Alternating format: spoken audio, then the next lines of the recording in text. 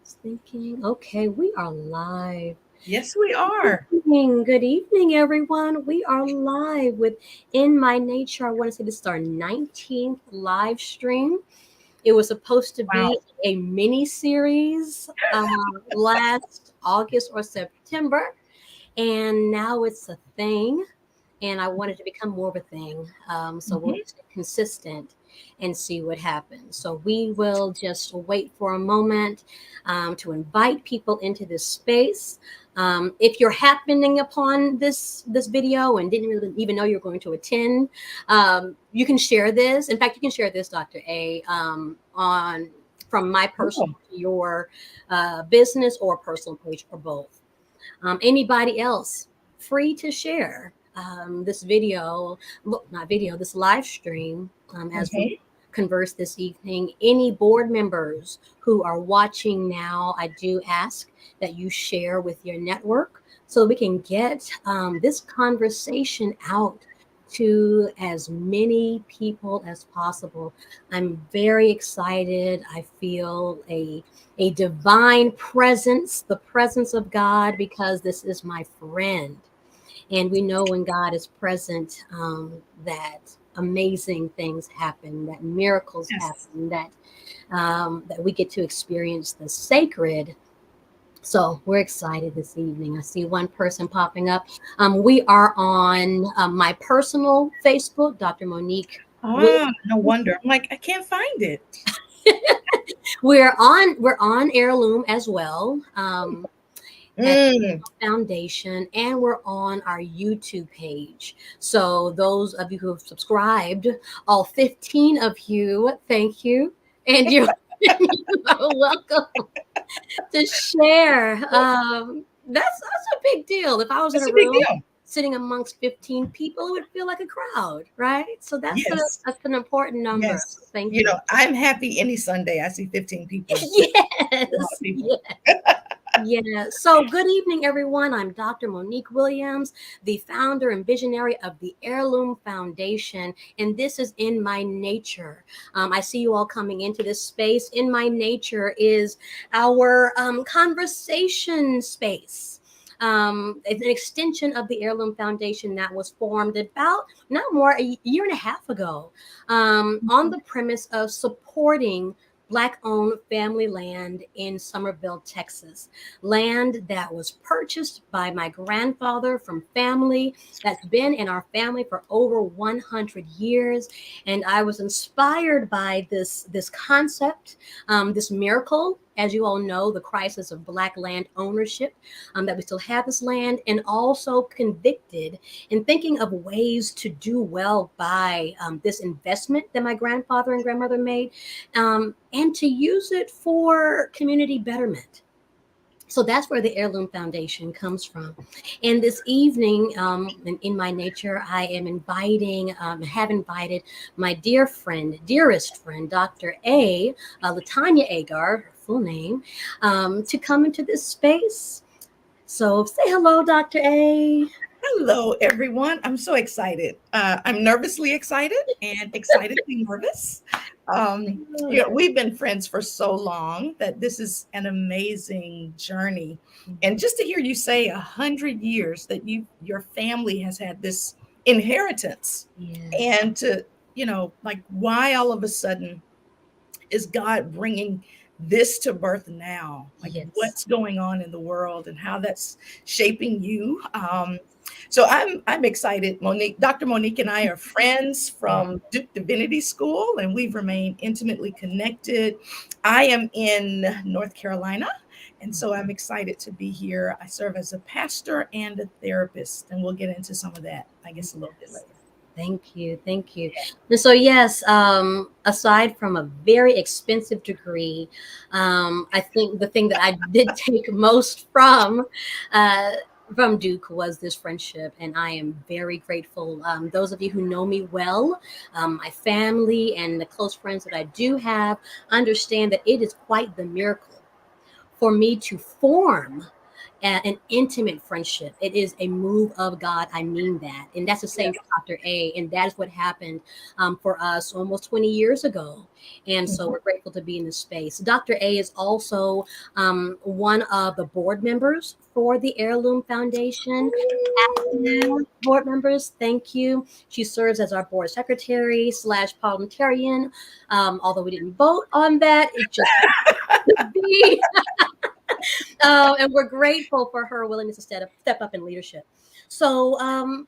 this evening will be the start of what I'm hoping to be a series for the month of July, where I'm inviting Black therapists, Black Mm. male and female therapists, Mhm. to come into this space in light of the weight of the world being placed on many of our shoulders again, a series of crises and tragedies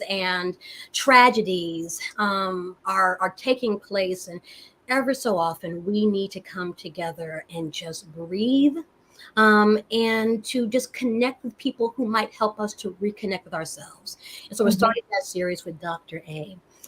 So, with that in mind, the premise of our work with the Heirloom Foundation is Mhm. nature, earth, our Yeah. connection to earth and natural spaces. So, Dr. A, would you mind sharing your nature journey with us, your first memories of nature and natural spaces as a child, and then how that has evolved into your adulthood? Sure. So I was thinking about this. My earliest memories of nature as a child take place at my grandmother's house in Montgomery, Alabama, and she and my great great grandmother lived side by side, and that's a miracle in itself. So I knew my great great grandmother very well. So they lived in these row houses, or what's called shotgun houses, and between their houses, these berry vines would grow. And in the backyard, there was sugarcane. So my first memories are doing the very thing we were told not to do, which is to go outside and pick these wild berries Mhm. and eat them. And I remember my sister and my cousin, we would get under the house because the house was on bricks, and we'd be under the house, we'd be walking along the fence, way in the backyard, and eating berries, getting dirty, not thinking about snakes or bugs or anything like that. Now, if you know me now, that's a no-no. Yeah, I don't do bugs, I don't do snakes. And so my journey began very, very sort of innocently, enjoying the fruit that naturally sort of bloomed out of nature. Neither of them had planted these vines, they just showed up. And so I remember coming in with, stained hands and, stained tongue. And they said, "What have you all been doing?" "Nothing." Right. And guilty. Right. Mhm. But that idea that in nature, in that space that was on the surface very poor, right? On the surface, probably looked dangerous because it was an economically depressed neighborhood. You got all kinds of things going on up and down the street, but we felt so safe because we were in a community who knew us. Yes. We were in a community who knew my grandmother. She had lived there a long time. And so there was a sense of safety and there was a sense of abundance despite Mm, sort of the systemic issues that we went through. And so, right. yeah, those are my first pleasant memories of nature. Yeah, I yeah. love that. I'm thinking about. I wonder how many people have a berry story. Does anyone else have a berry story? I have two. One not so good and one that was wonderful. So in Texas, we have dewberries Hmm. that look they're just more plump blackberries. And so I remember going into the dewberry bush or patch, and they were taller than me. It was all just Uh-huh. brown. right? And we had to wear long sleeves. We were able to pick them, and of course, you just remember this distinct sweetness. You could eat Yes. from the thorn, from the vine, Yes. and I remember doing that and collecting buckets of that Uh-huh. with some cousin 2 or 3 twice removed. I don't know, and my parents or grandparents. Right. The other one, I don't remember it being berries. I think there may have been grapes, but they were wild grapes. Mm. I do not remember if any of the adults in my life back then are on here. I don't know why y'all didn't stop us. But my cousin and I were just playing. We were in the front yard with the adults and we were picking these grapes and we ate them. And I Wow. remember itching from the inside out. I Yes. remember itching all over. And of course, in the middle of the yard, where there are vehicles driving back and forth, they're taking all of our clothes off and spraying us down with water. Yes. These are my memories, right? Yes. That is a black neighborhood. Yeah. Yes. All of this is acceptable. Yes, Yes. these are my memories. So you can say that you genuinely had a good nature experience that Oh, you yeah. yeah, Yeah. I yeah. mean, You have memories of shucking corn or snapping peas. Any of that happen at your yeah. grandparents'? I mean, my grandmother, have a big bushel of greens or Mhm. peas, and she's on the porch and, the screened in porch. And they were very watchful over us, so we were in a small patch of a dirt yard, so there was no grass. Okay, so when I say in the yard, don't think of grass, I mean sand. Yes. I remember we used to rake at the sand. That's so ridiculous, but that was one of our activities. um, but what I remember was feeling very safe. It Mm, was fun. mm, We were outside all the time, which is not something we see now, right? mm. Children are often, I mean, even in schools, they don't get to enjoy nature as much as they used to. Recreation, PE, a lot of those things have been phased out of the lower grades. But I had a wonderful experience in childhood and I enjoyed being outside. I enjoyed nature. I was a tomboy, Mhm. so, I'd play with the boys, play football, walking to the store. And I think about it now, and I think if my child had been doing some of the things that I was doing then, I'd be terrified. Uh-huh. One, I'm eating these berries and they've not been washed off. Right. And number two, I'm walking, through these fields to get to the store, and who knows what lurked out there. Yes. Yes. But again, we were in a community, Yeah. and people all down the street knew who we were, right? Yes. So the everyone knew us, and so there was this sense that we were always being watched over, Yes. and that's a sad thing that I feel like we're also losing in our Yes. communities. Yeah. I love how you define safety and abundance. Mm, In a time where we know now as adults, we know that our families were poor, right? yes. Um, Mhm. then as children, you would not have ever guessed it because we define safety one differently. Safety in that we were in spaces that were surrounded by protective eyes and adults who were all invested in us, whether or not they gave birth to us or not, right? Mhm. That bit of safety that has changed because we are now more mobile. We're now more global. We don't all live where we were born Correct. anymore, and if we did, we don't seem to have the same relationships Hmm. or quality relationships that we did back in those times. So safety was different, and then abundance. We People didn't always know they were poor because they were abundant. They had Right. abundance in land. They Hmm. had, they may have had enough food, although it wasn't purchased food or fast food.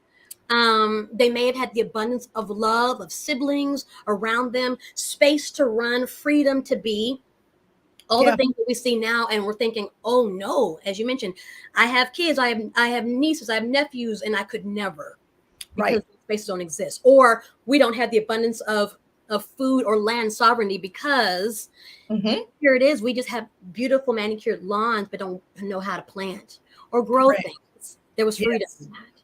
Yes. Yeah. Around my great great grandmother's house, I think she's the only one who had any kind of green thumb on my mother's side of the family. And she had these beautiful rose bushes that she sort of kept, and they would bloom every year. I remember during Easter, we would always take a picture by the rose bushes that she allowed to grow. She had a plum tree, she had a fig tree, and again, like I said, the sugar cane. And I remember being with my uncle, and he would break a piece and give me a little bit to chew, and that was the sweetest thing. And we felt like two little thieves, right? So we weren't supposed to be doing that. But yeah, this sense of having an abundance, making things beautiful where you are, a kind of resilience. Yes. And, you know, I've driven by those two plots when I go home, and I'm amazed at how small that space is. And there were two houses there, not just one. Yes. But in that space, I was shaped and formed in such a dramatic way. I remember, you know, running up and down the street, running up and down the dirt driveway, which we call going through the cut because it was on the side of the house. And then there was a ditch there, and we play kickball, and the ball go in the ditch, and we just run in there and get it. There was a kind of freedom and connection. Yes. That I don't think I still feel that kind of freedom and connection. And that was my next thought and question. So here it is, in childhood, you had this beautiful freedom and connection with the earth because it was just your natural playground. And then adulthood happens, right? Yes. Marriage and children and school and responsibilities. And we tend to, unless we are certified park rangers, we tend to lose that natural connection to the earth. And then as adults, find our way back. Yeah. Can you tell us about maybe the moment that you reconnected? Yeah. Before I do that, I was just thinking about when I stopped wanting to go outside or be connected to outside. And it's very gendered. And I don't know if you've ever thought about that or covered that on this broadcast, but you know, once you got to a certain age, probably puberty, your body is changing. Parents, a community, you're not as comfortable being out there with this sort of co-ed boy-girl group. And the girls are generally brought inside to do, quote, housework. And the boys are just sort of out there wild and free, getting sweaty, playing basketball, football, etc. And that was very much so. And I was a little bit wounded by that when I was told that I couldn't do those things anymore because I was a girl. And then it just sort of went on that trajectory. I love to read, sort of a precocious introvert in that regard. And so I disconnected. Yeah. And I didn't reconnect until I was going through a personal crisis. And I needed a way to channel my anxiety, my anger, and my frustration. I needed a healthy way to connect to myself and to the outside world, honestly, without either breaking down or breaking someone. That's really what it was. And so that's when I started my return to nature. And it just began with walking, you know, just taking walks through the neighborhood that I lived in at the time. I think almost every person that I've spoken to for this live stream have similar stories of return. Returning through this door or window of crisis when we have been in some way kind of pulled apart and going back to God in nature to be pulled back together again. I call, like my self-care days, I call them Humpty Dumpty days, being put back together again. And so many of us have experienced that. And I love the fact that this is being said because it's a reminder to all of us that we are not alone. When we go back to that space as adults and we are walking or seeking water or exercising or planting, it seems like it's a natural occurrence in many of our lives, particularly people of color. And so the trigger word for me now is crisis. And it's kind of where I wanted to get to today about the crisis of mental health in the Black community. particularly everybody, just a reminder those who come up on the space just now, Dr. A is a therapist, and so we're wanting to talk a little bit about this crisis, and it's this crisis that's connected to being outside. This is how I'm saying. So Dr. A, you kind of help Yeah. guide this if it doesn't make sense, but it seems as if I read recently that being outside can truly change the outcome of our health, right? Physical Yes. health and mental health. It brings us so much joy and increases serotonin. There's so much science when it comes to the healing that is Mhm. outside. But for us, as people of color, being outside is dangerous, Yes. and it's become more and more dangerous. And when I Yes. say being outside, I don't mean going on a hike. I don't mean in a forest. I mean literally being anywhere where we are living and moving and having our being. Yes. Anywhere there has been crisis. So just to name a few, just as a reminder for many of us who may have forgotten, but we could be jogging like Ahmaud Arbery, Mhm. or making ends meet like Eric Gardner, or driving like Sandra Bland, or playing Tamir Rice, or returning home Trayvon Martin, Mm. chilling like Emmett Till with his people, with his friends, working like Charles Kinsley. We can be compliant like Philandro Castile, Yeah. and then we can run for our lives because we are frightened, like the most recent name that we are calling out, which is Jalen Walker. Mm. Jalen Walker in Akron I think he was being pursued due to a traffic violation, Yeah. got scared, ran, and was shot up 60 to 80 times. I think Mhm. 60 to 80 bullets, hitting him 20 times or more, and then Yes. still handcuffed and bled out. Yes. This is what outside looks for us. Mhm. For us. And the stats say we can heal out there if we can just get out there and be left alone. Right. But if we go out there and we hike, or we bird watch, Mhm. walking from the store to our homes, we are in danger. Yes. Yes. What do Yes. you Yes. say to this crisis and this Mm. disconnect Mm. between the fact that our healing is just right outside, but right outside is part of our demise and our destruction? Yeah, it is. It is. It is a terrible paradox. Again, going back to childhood memories of going to the park. There's a park in Montgomery called Oak Park. I don't even know if people still go there, but almost every Sunday from spring till fall, I remember in the afternoon we go to Oak Park and we just be there. It's this sort of black gathering space. We have fewer of those now than I think we had then, partially because of gentrification, right? That's a reality. Partly because of other kinds of development. But the key thing is that when we're out, even if we're not explicitly thinking of the occurrences that you've named, we also have personal things that we've experienced. Even if we're not conscious of them, they're still with us.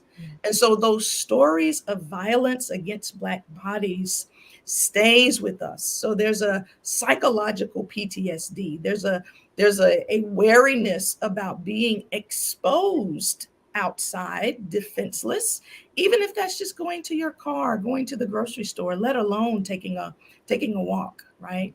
And so, this is part of the challenge to get us reconnected to nature, because we know that the earth heals. We know that the earth provides us a kind of steadiness and assurance because we are created from the earth, right? So we are earth. So to say that we need to get back to the earth, we need to get back to ourselves because we are created from this dust. And yet there's this barrier called racism and violence that prevents us from feeling at ease in our bodies. Um, there's a great book by the theologian Kelly Brown Douglas, Dr. Kelly Brown Douglas, and the book is Stand Your Ground. And she wrote this book because she has, at the time, she's a teenage son, and it was shortly after the Trayvon Martin murder. And she was thinking about, of course, happening in Florida. What do these stand your ground laws mean theologically? Why are they in place? How do they function?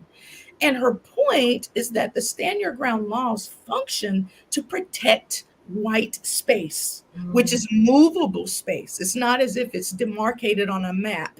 And, we talk about the other side of the tracks, black side of town, white side of town.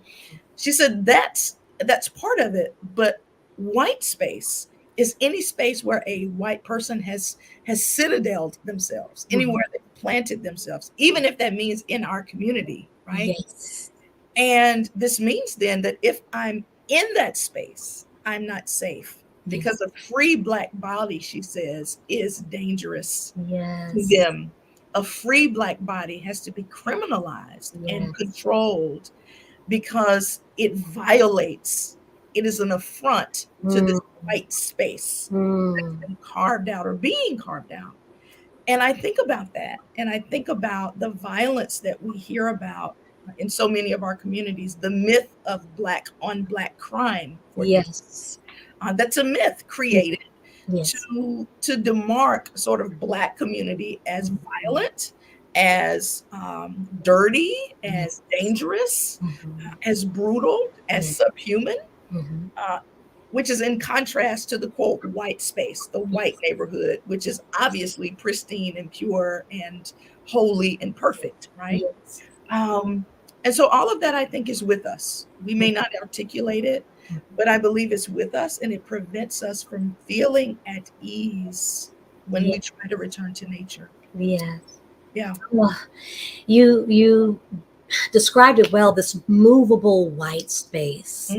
Because, I think that sometimes we just kind of throw up our hands and say, well, where can we go that, that is ours, where we can be safe? And there is no such space as long as there's a white person deciding that it's not yours. Correct.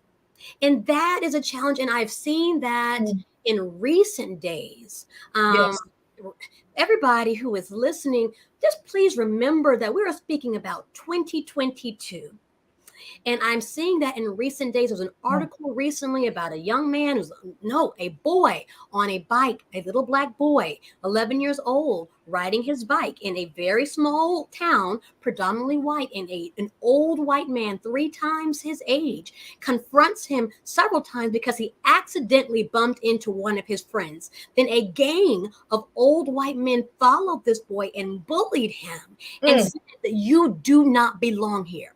Now, what about the space they were in said that he did not belong? The only thing about that space was that the white man and his friends were in that space. And because we are here, we have chosen to say this that is our you are space. not welcome in this space. Yes. So that was one of the more dangerous situations. Fortunately, the child was able to get out of that situation.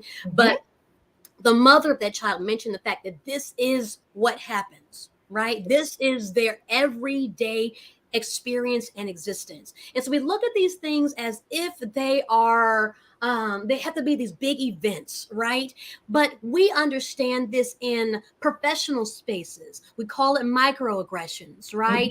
Where we have been hired and we're generally far more qualified than whatever work we're doing, but there are ways that people try to make us feel as if we do not fit. Yes. Because they are to be the stars of the show. They are to be the subject matter expert. They created that space, or they're in that space. Therefore, you no longer belong. Right. So the white space is indeed movable with the ones that choose to say, I am staking my ground. And that started so long ago with colonialism in every But think about Columbus. And yes, Columbus was a Spaniard, but we all know about whiteness and the system of whiteness, despite having, having a background, right? And how does one come to a land where there are people already established and say, because I am now here, it is now someplace valuable. Yes. and you no longer belong because I've now brought in my own law and brought Yes. in my own statutes. I've brought in myself and my children and my wives and my husbands, and we are now the standard. Mm-hmm. Mm-hmm. Yeah. My younger brother gave me an example the other day. Him and his wife own some property in a historically black neighborhood that is now very heavily gentrified. Mm. And since they've owned this property, they've been there. They go in and out all the time. They live there, and they've never been approached by anybody. No one has ever said, hello or goodbye. Nothing. Just no approach. They were inviting some guests who happened to be white into their property to stay temporarily for vacation or whatever it was. And the guests were getting out of their vehicle, and I don't know if it was a white man or woman, but a white person made Mm-hmm. a U in the street when they saw this white family and Mm. welcomed them to the neighborhood. Wow. Wow. Because there's no way that two young black people could own this space. Yes. They must be renting, or they have to be one of the tenants. But Yes. these people, whoa, welcome to this historically black neighborhood that we have colonized. Yes. It's ours now. We've claimed it. Now, Manifest. yes, therefore now making this historically black space white Yes. and unsafe for me. Yes. Or someone who looks like me, who Mhm. might want to jog alongside you to Emancipation Park. Right. Right. But you feel uncomfortable because I might be jogging slower and behind you. So you might call the police, Mm-hmm. and the police will respond differently. I want everybody to see this connection where it comes to space and land and ownership and what it means. What people see in you is not an owner, Mm-hmm. not someone who belongs, but you're invading their space, the space that they've invaded. Yes. A problem, a problem Yes. in the space. Yes. Our bodies are a problem. It's a Yes. problematic situation that has to be addressed. Yes. And it's addressed through some kind of violence, Mm-hmm. psychological violence, intimidation. You talked about this 11-year-old boy. And I mean, there's so many of these examples that it's normalized. And often you might have someone say, I can't think of one because they're so common, right? Parents having to talk to you before you go outside Mm-hmm. to say, hey, when you go to the store, make sure you always get a receipt. Yes. Right. Parents giving you a dress code. Giving you a dress code. Because now the hoodie has been criminalized. Correct. Yes. Demonized only Yes. on a black body. Because Correct. Mark Zuckerberg can wear a hoodie in All the the time. boardroom. Yes. We can't wear a hoodie in the cold to go down the street because on a black body, that is a costume that says that we are going to assault. Yes. Yes. And so I think all of that sort of culminates in our anxiety related to returning to open space. Mm-hmm. Right? I think there's a historic anxiety as people from the African diaspora, but there's also this anxiety because we know we live in a violent culture Mm-hmm. that has practiced violence against our bodies and still does so. Mm-hmm. Meanwhile, those same bodies, white bodies, can extend violent white space onto the U.S. Capitol, right? Yes. And nothing happens to them. Yes. So that's something to think about. Like why is it that there's this power to exert control over the quote cultural sacred space of the Capitol, yes.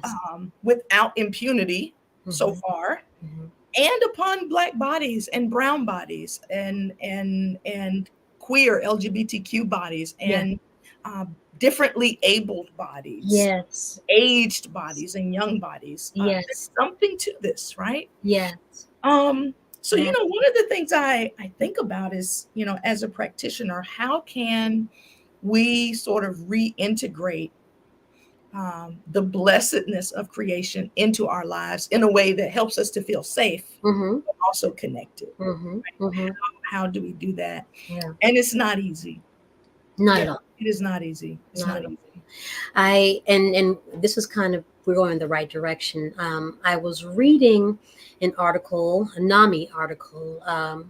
Half the people killed by police brutality have some sort of mental disability, Mm, or mental challenge or emotional challenge.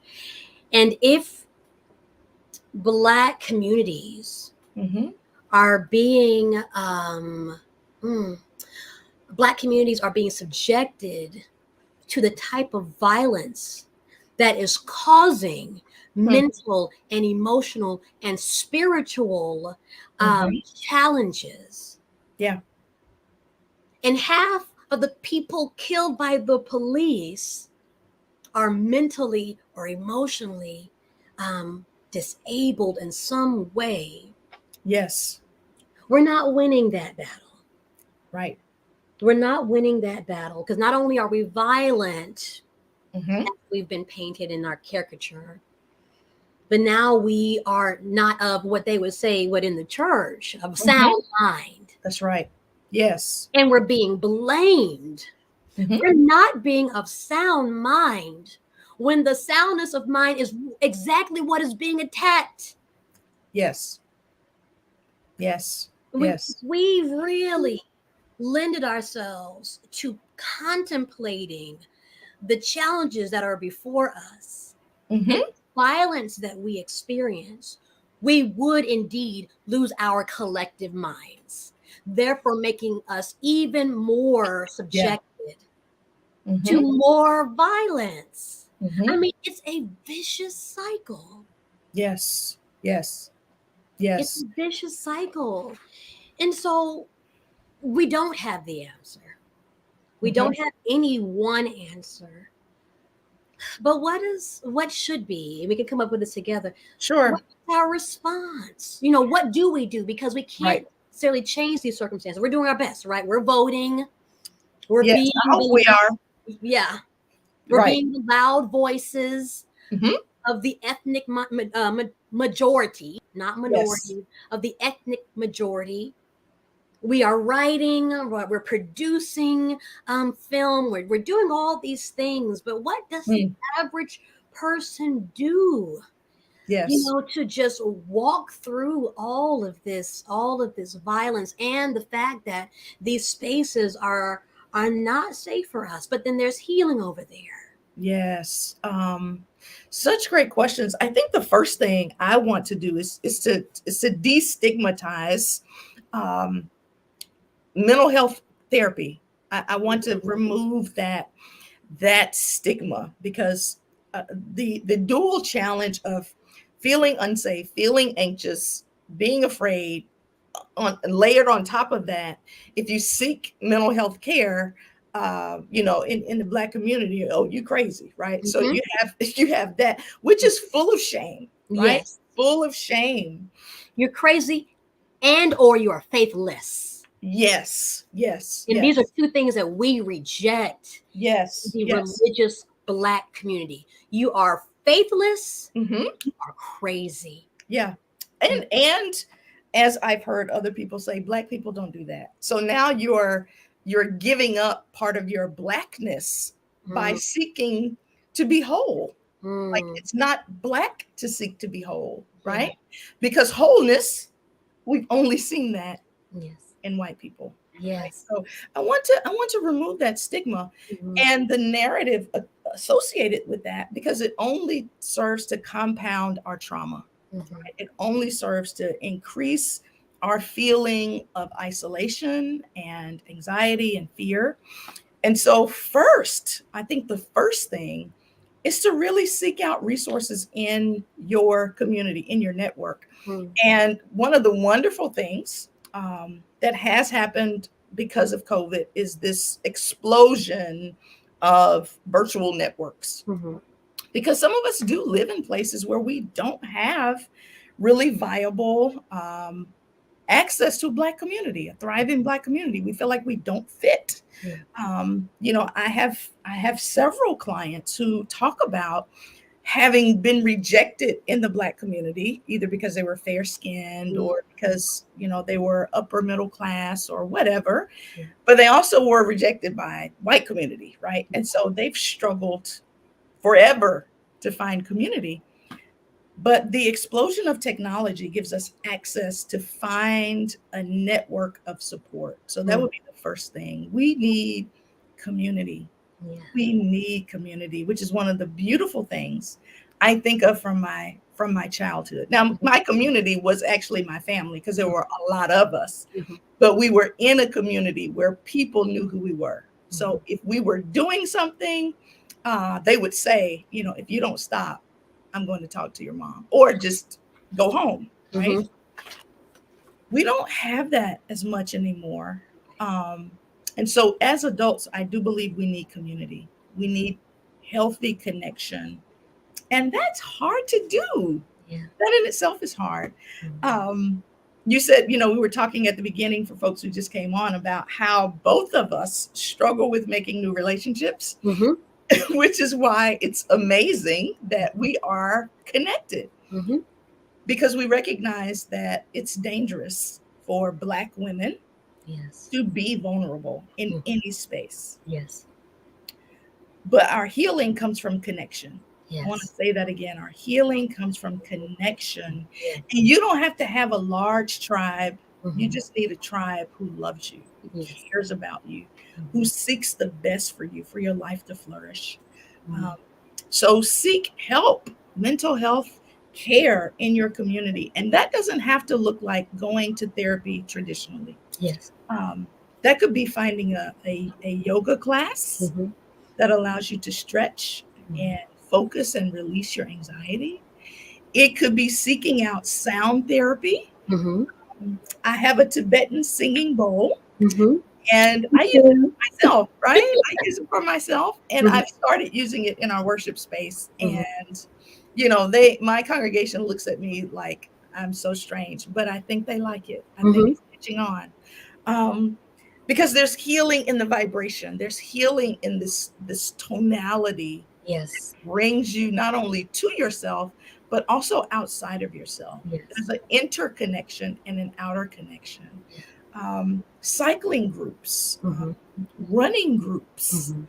So there are all kinds of ways to connect, and these things are therapeutic, Yes. right? So sometimes it's not that we need one-to-one therapy, but we need to find something that's therapeutic, Yeah. but also builds connection, which Yes. means we just, Black women, I love getting my hair done too.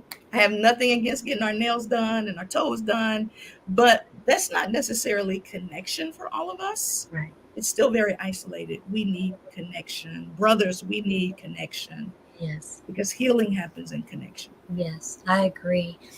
And I would add, as we're talking about these spaces, kind of how do we get, it's kind of like double dutch, how do we get over to that other side, to that Mhm. healing space, and Heirloom's response is to create it. Yeah. Um, and so, for those of you who have connection to family land, Mm. um, the ability to own land, have the financial ability or the business savvy, Mhm. have gotten some access to a piece of land, I want to say that I feel like it's part of my responsibility Yeah. to ensure that that land that is in my hands, my family hands, will be that land that includes Mm. Yeah. everyone who needs it. Yes. Yes. That land that is safe, Yes. which is why the ownership of land is so big. I want to say that there was a quote that I saw earlier. When I find it, I'll actually read it out. But, I think of all of the landowners, maybe 2% are Black farmers, Mm. maybe 2%. It could be less than that. Mm. And so if farmers don't own the land, then I'm certain there are less individuals who don't Yes. have such a background that own the land. And so if there aren't spaces Yes. are ours, Mhm. Mhm. it Mhm. is harder. Now, I do believe in reclaiming our time and our space. So Yes. I have come to a place in my adult life that I make the space. Right. That I'm going to take up space, and that if that means that you're uncomfortable, Hmm. I can't do much for you. So Yeah. I'm going to go and run, right, and do my marathon training right next to you, right? Hmm. I'm going to go and meditate somewhere on some green lawn right near your family that may be having a cookout or a picnic. I'm going to do that because I believe in that space, but it's taken me years to Yes. get to a place to say, I don't care if you move your white space into my space. Hmm. I'm going to stand my ground. Right. Yeah. One of us can't do that. And I'm not encouraging you if you're not in that space, but I am. I had to do Yeah. such a thing today, and I had to do that a lot. And I had to do that. We have to do that not only in natural spaces, but as we mentioned, in corporate spaces, Hmm. in academic spaces. We have to decide that our space is our own and is also ordained by God, and that we gain nothing by shrinking away. Yeah. That has to do with a lot of internal spiritual work, emotional work, mental work, fortifying ourselves. That's a lot, and it's also frightening. But I do believe that the other response, as you mentioned, so one, accepting, embracing, running to mental health support, because we're in a time now that we've never been in. And Yes. also to those of us who have access to land, really thoughtfully and prayerfully considering what it means to create a space that people feel safe in and can Hmm. heal in. Extremely important. Yeah. And I'm thinking also, and this, white families who have legacy wealth, Mm, right, is mm, is something that a lot of our families don't have, obviously for historical reasons in this country. And so one of the ways that we can begin to, as you said, reclaim space and open up possibility is to learn how to, come together with people you really, really, really, really trust, mhm, um, as an investment group, right? mm. That's Uh, good.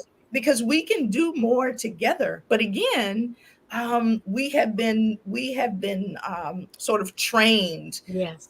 to not trust each other, because remember, it's not just that whiteness is racist, it's that we breathe a racist um, air. That Yes. racism is in the air we breathe, right? Yes. Colorism is in the air we breathe. Mhm. And so our psyche has been affected by that. Yeah. As Yeah. much as we gravitate toward each other, there is a learning that's taken place that Yes. causes us to be wary of getting too close. Yes. Because innately, Hmm. particularly communities of color, are very family centric, Yes. community centric. Many proverbs that come out of our collective cultures have to do with doing things together. Yes. But filter that through colonialism, filter that through the Middle Passage, Yes. filter that through American slavery, Yes. and the next thing you know, we all feel like someone is coming for something of ours and that we Right. have to hold on to our little bit. Or we have become Hmm. less trustworthy because we've bought in Yes. to the individualistic concept of living and of thriving. And we become consumers and capitalists and we take from each other. We take Yes. the little that we have from each other. Hmm. Hmm. Hmm.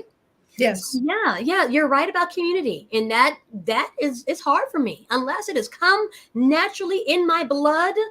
Right. Okay, unless it is my mother, father, my brothers, like my sister, Yes. my sister-in-law, and then the three friends that are on this live stream. Yeah, that's it. Like, It's this is my tribe. difficult. That's the tribe. Difficult. But as you mentioned, the tribe does not have to be large. It just has Correct. to be loving.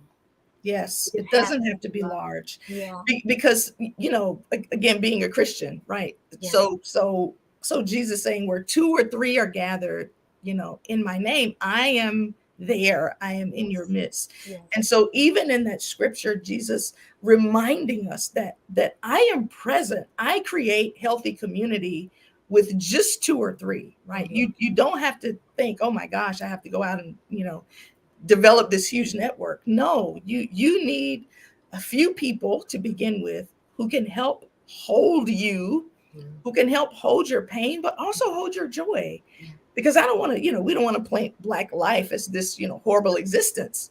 Right. It is fraught with difficulty, but there is so much joy that we Yeah. find in our community. There's so much joy, right, that we find in our community. Now, tomorrow morning, somebody somewhere is going to wake up to the smell of charcoal grills Mhm. and R&B, and it's going Mhm. to be old R&B. It's going to be Mhm. Isley Brothers. It's going Yes. to be Yes. Earth, Wind, Fire, Yes. and Mhm. it's going to be 8:30, 7:30 in the morning because it's going to be too hot to grill at 1 o'clock. Mhm.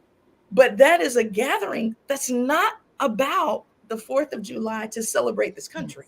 Yes. Yes. It's not about that. Yes. It's not about that. Not in our community that Mhm. I'm familiar with. Mhm. It's about a day that we get to exhale Mhm. and enjoy abundance and laugh and Yes. relax Yes. and just be. Yes. Just be. Yes. Right? And Absolutely. I think those are the things we also need to reclaim, right? Those moments when we can just exhale and Mhm. be in each other's presence Yes. and find joy in that. Yes. Yes. Yeah, find And, joy. and create that space for each other. Mhm. Extremely, extremely important. We're 10 minutes out. Ah, no. Hour, and those who have been watching, this is literally our friendship. Yes. This is the kind of stuff we talk about all All the the time. time. Yeah. All the time. Which is why it's easy for us to kind of fall into this space, Mm. because we're just trying to process. We're trying to process what just seems like a completely nonsensical situation that we have been landed in, we've been placed in, right? Dr. A, not only a therapist, but she has mentioned several times that she's a pastor. Dr. A, Christianity has a pretty bad rap because white Christianity has done a poor job when it Yes. comes to being what Christ has called us to be in the world. Mhm. Um, so I'm seeing a lot of people right now, particularly as the Supreme Court is being utilized to extend this agenda that is very white male, right? And Yes. then what they consider to be the epitome of Christianity and hope. Yes. A lot of Black folks are having a challenge with that. If they Yeah. didn't have a challenge before, they're having that Yes. now. And Yes. so we're both in my own right, I'll say, a faith leader, and you are a traditional faith leader. Yes. Yes. How do I we felt that exhale, by the way. I felt you felt that? oh. We can't hide from it. And we're Uh-huh. Christian faith leaders. Right. When people see Christianity in the way that they see it now, right? Mm. And it's being weaponized. Yep. How do we create space and Mm. help people understand that they belong in theology of God Yeah. that embraces them Mm-hmm. fully in their wholeness and their brokenness? How do we help people understand that Christianity is not a monolith Yeah. and they're welcome? What are you doing in your congregation? The first thing, and there's no way around this. We have to let people know that white Jesus is a lie. I Yeah. mean, we just have to say that, Mhm. and that's hard because you and I have talked about this before. My one of my favorite episodes of Good Times Yes. is Black Jesus, Hmm. and righteous Florida Evans Yes. says the only Jesus I've never ever known is this white Jesus. This Right. is Jesus, and so Hmm. when our concept of God is Yes. wrapped up in a white image, in whiteness, in white male as power, not only politically and economically and culturally, but also divinely. Yes. That's a big hurdle. And so we have to be honest. White Jesus is a lie. White Yes. Jesus was made up. Yes. White Jesus is as real as Little Red Riding Hood. And we Yes. just have to put it Yes. out there, and that's it. Yes. And then we have to help help people and encourage them to be willing to decolonize their own theology Yeah. and to decolonize their own sense of what church or faith community Yeah. is, faith family, right? Mhm. And so I often don't even use the word church for Mhm. our church. Mhm. I use faith community or faith family Yeah. because just the word church Yes. is True. wounding for us, right? Yeah. Enslaved Africans, and we learned this in Dr. J. Cameron Carter's class, Mhm. which I didn't know, but Mhm. enslaved Africans were often baptized into the name of Jesus as they were ushered off of slave ships and onto U.S. soil. Mhm. So they were baptized into a liturgy of the state that had a veneer of Christianity on it. Yes. And we have carried that veneer, and it has been imprinted on how we operate, Yeah. on the dysfunction we see in Yeah. our Black churches. Yes. Um, and so we have to decolonize the mind. And so that's why I use things like a singing bowl. Yeah. Something so far beyond what we would consider Christian. Yeah. And I joke often that we're going to get a very traditional worshiper in our space, and I'm going to be confronted. And that person's going to say, is this Christian or not? I Mhm. mean, Mhm. singing Mhm. bowls and children passing out communion. Yeah. What is this? Yeah. This is faith community, This is where faith. there is an inclusive embrace of Yes. every person, because every person is sacred. And Yes. we're walking together in real life to understand what it means to be faithful. That's Yes. it. Yeah. That's it. Yes. And theology is just God talk. So Yes. anytime you talk about God, you enter into theology. And so Yes. every person is a Yes. theologian. Yes. Yes. Absolutely. Yeah. Absolutely. Yeah. For anybody who has gotten lost in some of the naming that we're doing, white Jesus being a lie, know that historically and culturally it is impossible for Jesus to have been white. So Right. research that. And the other thing that has alienated people is only understanding and referring to God as as a man, Mm, not as he. Let's take out he as male, and yes. all the images being white Yes. male. When you look at the Bible, and so many descriptions of God are the traditional nurturing characteristics of female, and God says, God, I am neither male or female." Hmm. Right. I am spirit. Which means that all of us can enter in to the Yes. space and identify with God. God does not exclude us, because every bit of us is in God. Mm, God is wow. that prism, right? And so I had to say that we had to get to that space, because the start of our theology is in a garden, Yes. Yes. and we were with God Mm, because we come from and out of that space. yeah. Life was breathed into us in Uh-huh. a garden. Nature spaces, natural spaces are where God resides. Therefore, they are also made for us. Hmm. This is just a confirmation of that for those of us who think that God can only be seen and found in the walls that we have built, and that anything outside of those walls, emotional walls, spiritual walls, physical walls, Hmm. Yeah. that our theology, our beginning starts Mm, in the garden, yes. in the ground. We Yeah. belong there. We Yeah. belong there. And so this all makes sense. It's full Mm, circle. And I hope you all enjoyed this conversation, because I yeah. did.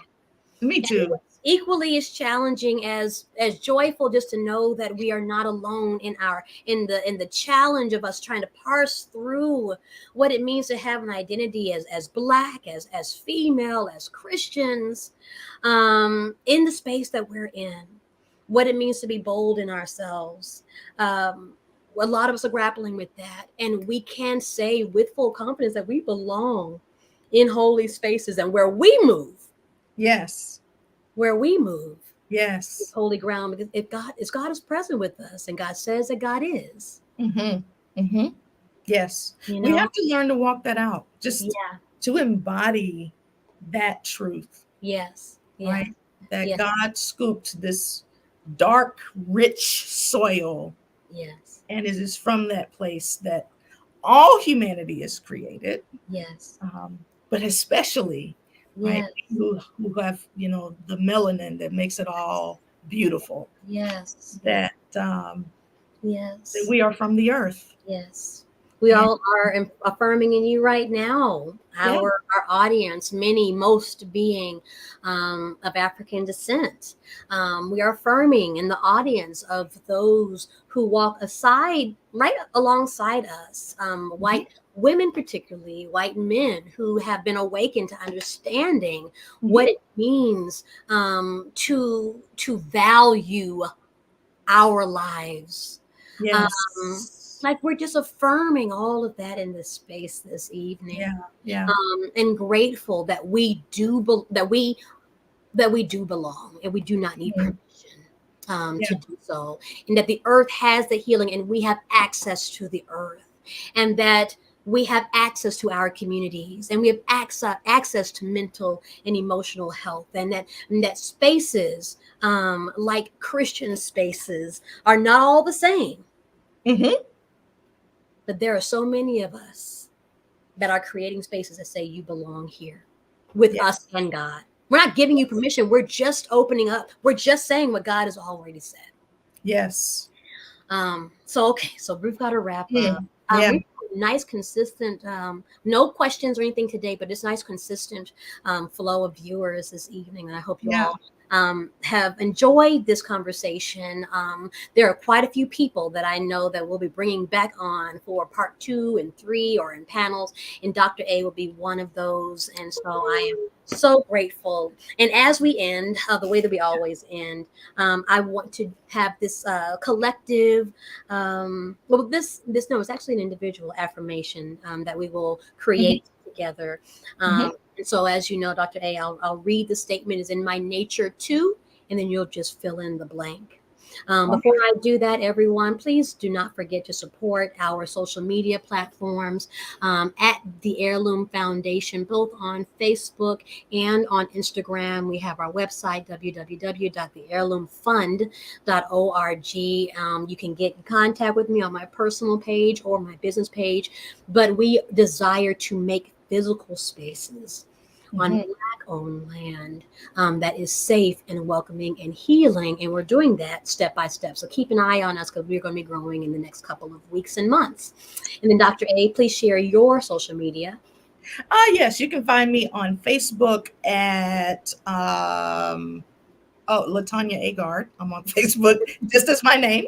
And my business page is at BeSpeak Live, at BeSpeak Live. And the same on Instagram as Reverend Dr. A. And I would love to hear from any of you. I also do presentations and workshops facilitating spiritual formation groups and mentoring.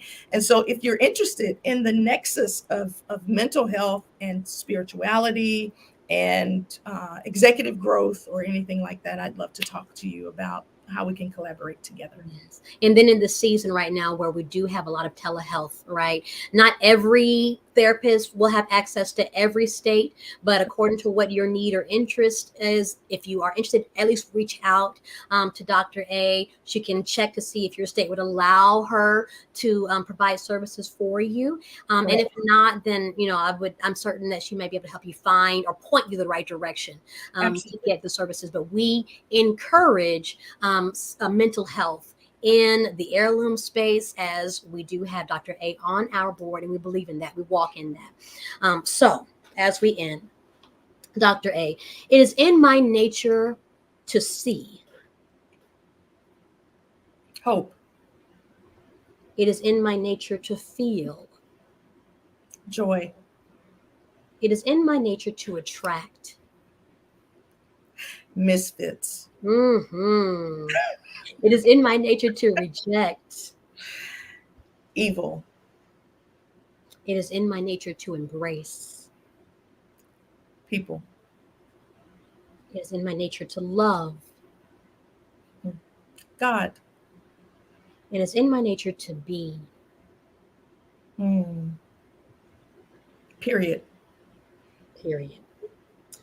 And so, Dr. A, I pray that you and God co-create a world, a life, a space, a community where you get to see hope and Mm. feel joy, where you attract the misfits and reject evil, where you embrace people and love God, and where you can just be.